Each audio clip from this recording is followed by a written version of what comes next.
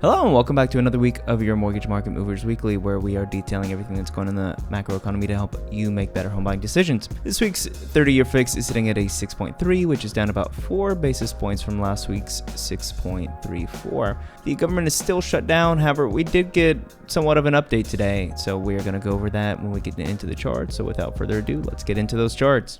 Back over to the charts. So looking at the US 10-year, you can see there was a pretty big gap down on Monday, and now the US 10-year is dropping even lower. So really we want to see if we can get below this 4% on the US 10-year.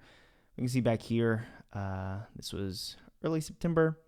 We were in the same zone, this kind of area right here.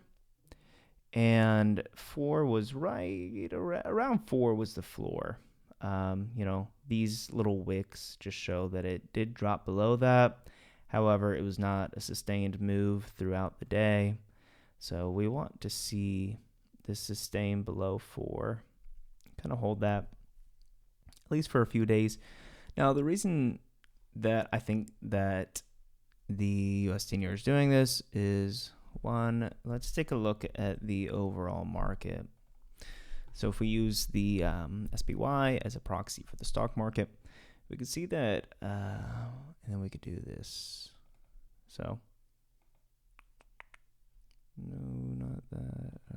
Let's do a versus, get rid of that and throw this on. Okay, so we can see that the stock market had a pretty dang big pullback here on Friday. This was because of a trade war, potential escalations with China. And this is Donald Trump had a Truth Social post regarding China's export controls on critical minerals and rare metals, and said that if something wasn't done, a 100% additional tariff would be placed on China. So this was on Friday. And as we can see right here, that's when the 10-year started to fall. This is probably because people got fairly nervous about this tariff business and flocked into the bond market as kind of a safe haven for that.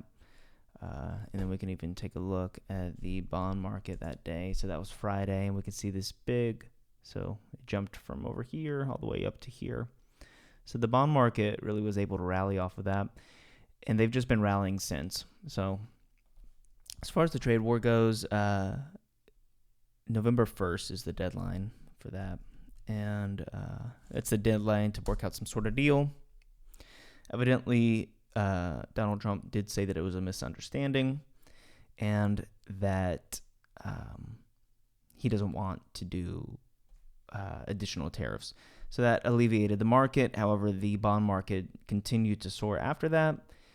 And really now, I think the wait is just for November 1st to see if a deal can be made prior to that, so that there's no elevation occurring with China.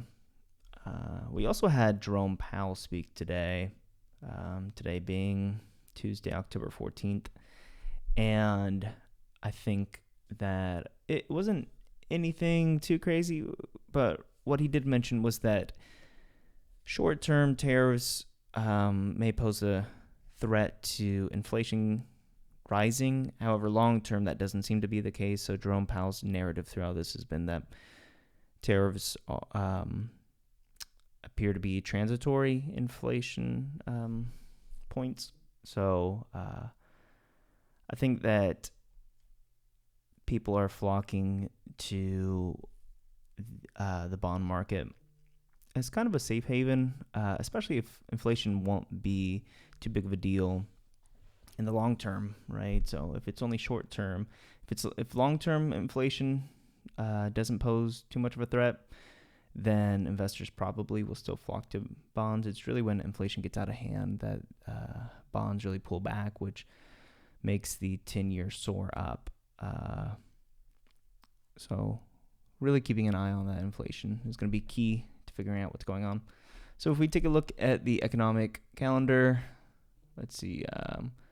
Really, like I said, we haven't been able to get really much out of it. We had the University of Michigan consumer sentiment.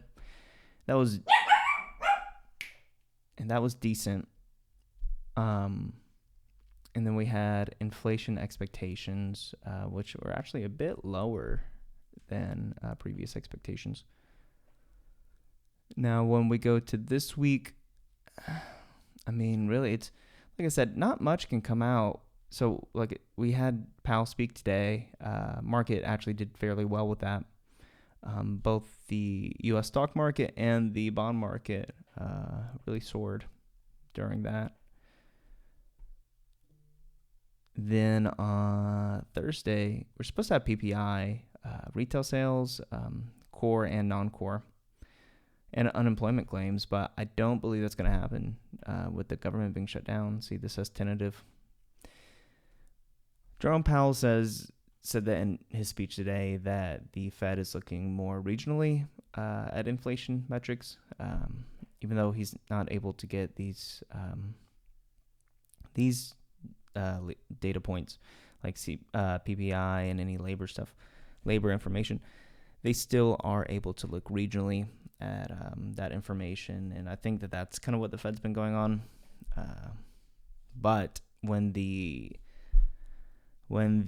government does open back up, I mean, we're just going to get really hit over the head with all of this data. So that's going to be something definitely to watch for the rates.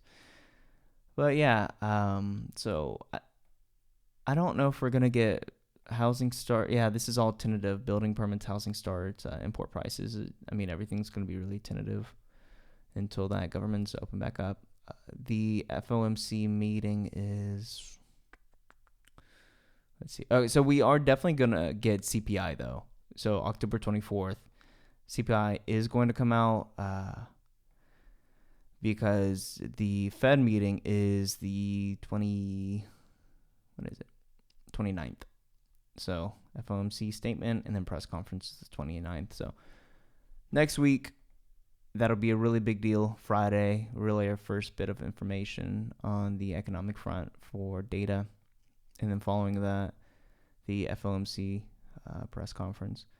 Definitely things that we really need to keep a sharp eye on to know what's going on with the rates, both the Fed rates with rate cuts and the U.S. 10-year. So we can take a look and see. Right now, the market is pricing in 1-2 rate cuts for 25. For 2026, we can see there's, if we don't get that in December, which it's like 96% odds, so it looks like it's going to be a pause for January.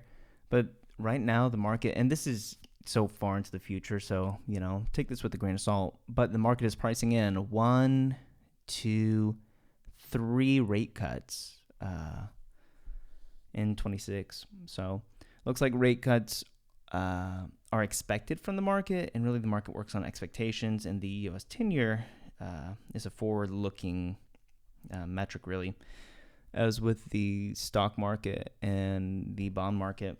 So I think that investors looking to purchase bonds are looking at the expectations for rate cuts. And that's why we didn't see that huge drop when the Fed's cut rates. It's really important to keep that in mind. That's definitely just because the Feds are cutting rates doesn't mean that we're going to see these huge rate cuts in the mortgage interest rates. Really, it's about the expectation. And if the market is already pricing that into the price of these bonds and the U.S. 10-year, it's not like it's a surprise to anybody. Everybody expected it. So investors aren't going to flock to bonds when there was a 99% chance of a cut. So, all right, that's all I have for you this week. We will keep an eye on the market. So if anyone has any questions about purchase or refinancing, right now it's a pretty solid time to refinance. I think it's probably not the most prudent idea to wait and, really gamble to see if the rates are going to get back down to threes, low twos, whatever you think it might get to. Because a lot can happen in the market, and nothing is definitive, and nothing has to happen. So, if you can save like $200-$300 on your mortgage with the rates, and you say, well, I'm just going to wait to see if the rates drop. I mean, really, you are throwing away $200 or $300 every month waiting for that. So if you can refinance, we definitely suggest it. So give us a call at 877-TEAM-MBL or visit us at www.mortgagesbylinda. All right, everyone, have a great week. Bye.